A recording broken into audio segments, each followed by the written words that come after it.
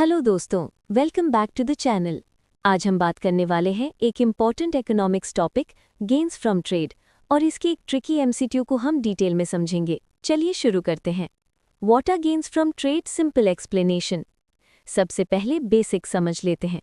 Gains from trade का मतलब होता है नेट बेनिफिट जो किसी देश या इंडिविजुअल को इंटरनेशनल ट्रेड करने से मिलता है।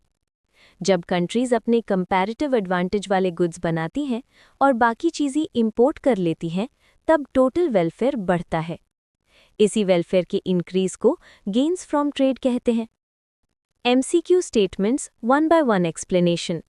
ए, it is the benefit individuals and countries derive from international trade. Correct.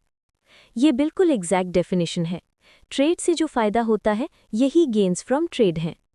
B, it is the gross benefit to economic agents that results from an increase in trade. Incorrect. क्यों? क्योंकि gross benefit का मतलब होता है total benefit before costs, लेकिन gains from trade हमेशा net benefit होते हैं, यानी बेनिफिट्स माइनस कॉस्ट्स। एग्जाम्पल, अगर ट्रेड से 100 का फायदा हो और कॉस्ट 30 की हो, gross equal to 100, net equal to 70, यही गेन्स फ्रॉम ट्रेड है। इसीलिए बी गलत है। C, it is the deduction of consumer surplus from producer surplus. Incorrect. ये डेफिनेशन इकोनॉमिक्स में एग्जिस्ट ही नहीं करती। Gains from trade equal to CS plus PS दोनों का इंक्रीज, ना कि producer surplus minus consumer surplus.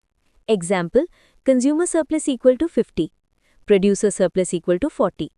Gains from trade equal to 50 plus 40 equal to 90 increase in total surplus.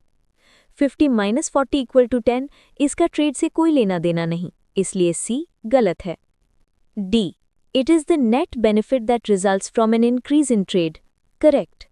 Net benefit equal to gross benefit minus cost, यही actual gains from trade होता है।